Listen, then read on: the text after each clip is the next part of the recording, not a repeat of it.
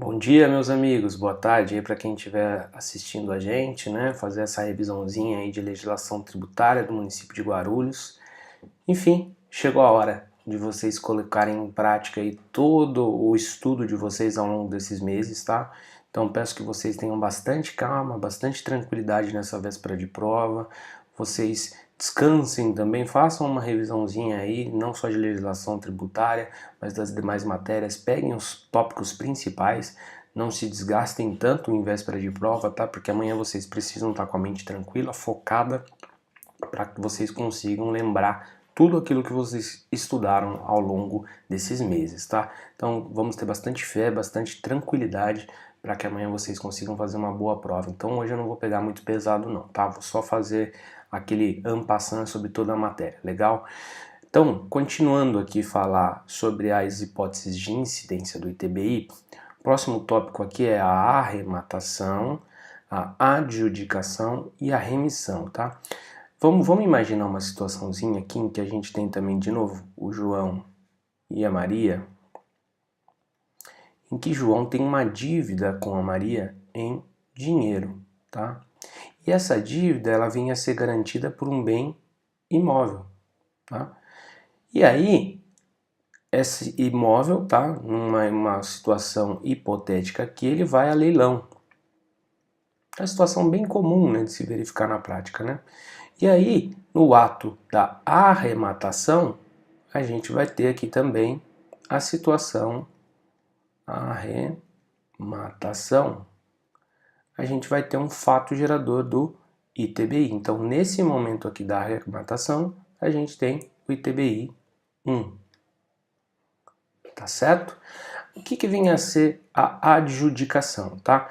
Imaginando uma situação em que o credor ele venha, ao invés de ter o imóvel garantido ali pela dívida, ele venha receber esse imóvel de forma a ser atribuído a ele o imóvel fruto da dívida, tá? Então, nessa transferência aqui do imóvel para o credor da dívida inicial, temos a figura da adjudicação. E aqui também vai ter a incidência do ITBI, tá? Porque nada mais vai ser do que uma transferência de propriedade de um bem imóvel, tá? O caso da remissão é quando o devedor originário, ele recobra aquele imóvel que tinha sido levado a leilão, tá? E para isso ele paga o preço. Aqui tá errado, tá? Esses dois S aqui na verdade é um C cedilha, né? Porque o remissão com dois S vocês bem já sabem que é o perdão, né? Tá? Mas só para efeito de prova, lembre-se disso, tá? Remissão é quando o devedor originário ele recobra aquele imóvel, então o imóvel volta para a sua propriedade e aí também teremos a incidência do ITBI nesse momento, tá certo? Acho que aqui ficou bem claro para vocês, né? Compensação, reposição em imóveis na divisão para extinção de condomínio sobre imóvel, dissolução da sociedade conjugal, se qualquer condômino cônjuge a cota material for maior do que a cota ideal. O ITBI vai incidir sobre a diferença. Fica bem atento nesse casinho aqui, porque isso aqui tem carinha de prova, tá? Porque muitas vezes confundem os alunos, tá? Vamos imaginar também que o João ele é casado com Maria. E aí eles têm como patrimônio um apartamento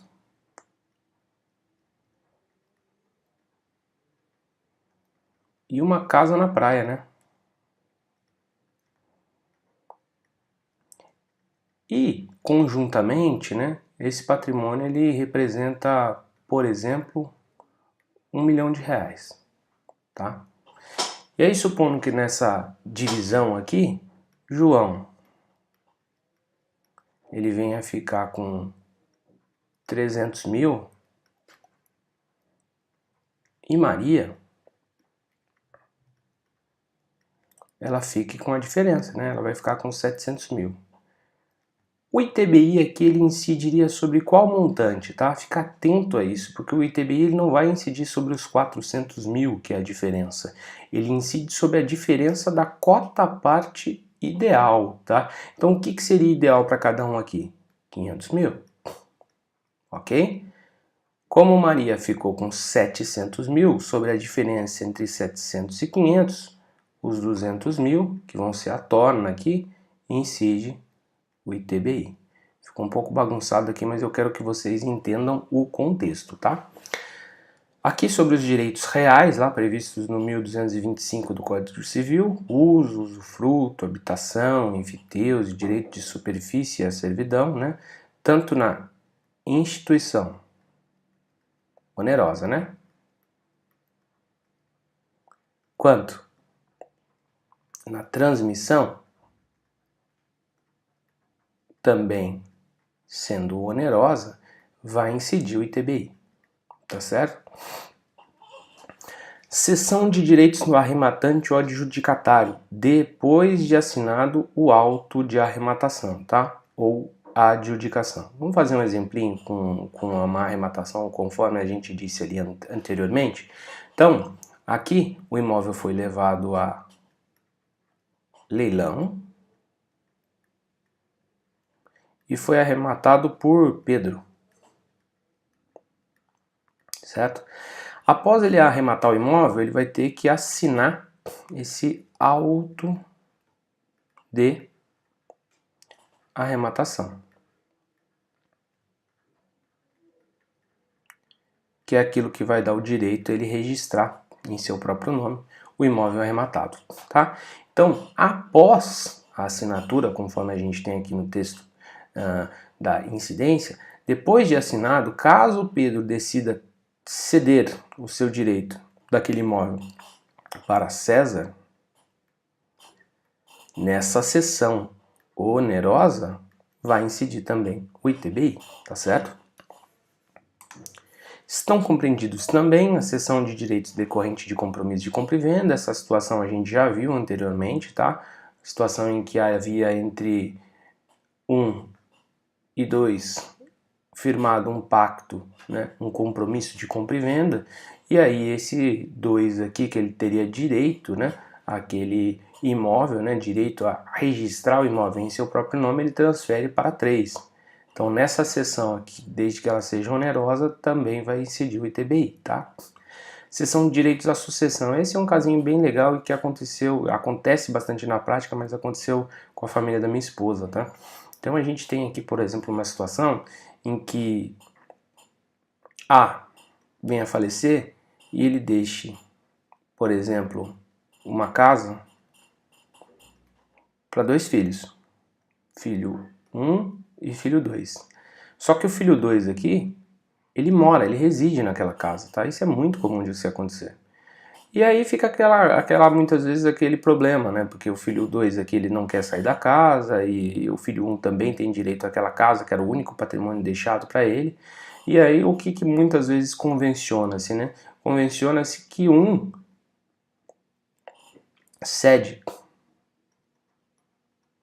a 2 o direito à sucessão. E aí nessa cessão de direitos aqui à sucessão, vai ter incidência também do ITBI, certo? Cessão de benfeitorias e construções em terreno compromissado à venda ou alheio. Essa é uma situação até um pouco difícil de se visualizar na prática, mas é uma situação em que, por exemplo, tá? Você, que é uma pessoa que não é proprietária de um determinado imóvel, constrói no terreno da pessoa que é proprietária daquele imóvel determinadas benfeitorias, tá? Sejam elas, conforme temos lá no Código Civil, úteis, necessárias, né? E voluptuárias, né? De mero deleite. E nesse caso em que você constrói no terreno de uma outra pessoa, né? Em terreno alheio, benfeitorias e transmite ao proprietário original ali do imóvel, nessa transmissão dessas benfeitorias feitas no terreno alheio, vai incidir o ITBI. Tá legal? Demais atos onerosos translativos de imóveis, por natureza ou acessão física, e constitutivo de direitos reais sobre imóveis. Aqui ele deixou em aberto, tá? Ele deixou em aberto para abarcar outras situações em que há essa transferência onerosa, tá certo? Vamos lá, vamos falar um pouquinho agora da não incidência, né? Aquele casinho que a gente já tinha dito anteriormente, né? Então, no mandato em causa própria, ele incide o ITBI e no seu subestabelecimento também, salvo quando ele é feito para o mandatário receber a escritura definitiva do imóvel, tá? Então, nesse caso, ficar bem atento, porque primeiro que essa situação já é um pouquinho chata de ser compreendida, tá? Mas lembrem-se disso, quando for feito o subestabelecimento de mandado em causa própria para que o mandatário receba apenas a escritura do imóvel, não há incidência do ITBI. Transmissão de bem imóvel na volta ao domínio do antigo proprietário por força de retrovenda, retrocessão ou pacto de melhor comprador, tá? O que vem a ser isso, tá? Eu vou explicar aqui para vocês. A retrovenda nada mais é do que uma cláusula que se estipula em um determinado compromisso de compra e venda, um contrato de compra e venda, para que o anterior vendedor ele possa recomprar o imóvel, tá? Então vamos imaginar aqui uma situação em que, de novo, temos aqui o João e a Maria. E o João vende um imóvel para a Maria, tá? Então, nessa venda, a gente tem aqui a incidência do ITBI. Só que o João ele disse para a Maria o seguinte, ele falou, olha, eu vou colocar aqui uma cláusula no contrato para que caso eu queira recomprar o imóvel de você futuramente, então eu tenho essa possibilidade. Então isso aqui está previsto expressamente no contrato, tá? Então, como isso já estava previsto, ele pode exigir de Maria que venda ele novamente esse imóvel que foi inicialmente transferido a ela. Nesse retorno aqui a João, desse bem imóvel, de acordo com a legislação expressa aqui do município de Guarulhos, não temos ITBI, tá? Então não ITBI. A retrocessão, tá? E também temos o pacto de melhor comprador, tá? Retrocessão é uma situação em que, por exemplo, né, o município de Guarulhos aqui, vamos apagar, para ficar claro. Vamos supor aqui que João tinha um imóvel e ele foi desapropriado aqui pelo município de Guarulhos, tá? Então, a retrocessão nada mais seria do que a devolução desse imóvel para o patrimônio de João, tá? Então, nesse retorno do imóvel desapropriado para o patrimônio de João, não incide o ITBI. O pacto de melhor comprador também deve estar expressamente previsto em contrato, mas é uma situação em que, por exemplo, aqui João, ele tivesse vendido o imóvel para Maria, novamente, só que ele tivesse dito para ela o seguinte, falou, olha, estou vendendo para você esse imóvel, tá? Mas eu vou fazer constar uma cláusula aqui expressa no contrato de que se que porventura aparecer alguém querendo pagar um valor maior do que você está me pagando, eu vou vender para ele, tá? Então nessa situação, na transferência para Maria, incidiria o ITBI, ok? No retorno aqui, para que João revenda esse imóvel, não incide o ITBI. Mas na venda posterior que João venha fazer, vai incidir o ITBI também, tá? Ficar atento à situação. Então é a situação do retorno do imóvel para o patrimônio de João para que ele possa novamente fazer essa venda aí do imóvel para uma pessoa que ofereceu um valor maior, tá? Transmissão de bens ou direitos incorporados ao patrimônio de pessoa jurídica em realização de capital. Esse é aquele casinho que está previsto na Constituição como imunidade. Tá? Vocês já estudaram lá no direito tributário. E aqui também nós temos a imunidade. O que vem a ser isso, tá? Essa transmissão de bens ou direitos incorporados ao patrimônio de PJ em realização de capital. Então vamos imaginar uma situação em que João e Maria também de novo, eles decidam formar uma sociedade. E João ele vai integralizar 50 mil reais. Maria não tem os 50 mil reais, mas ela tem uma casinha. Então, nessa incorporação aqui, não vai incidir o ITBI. Tá legal?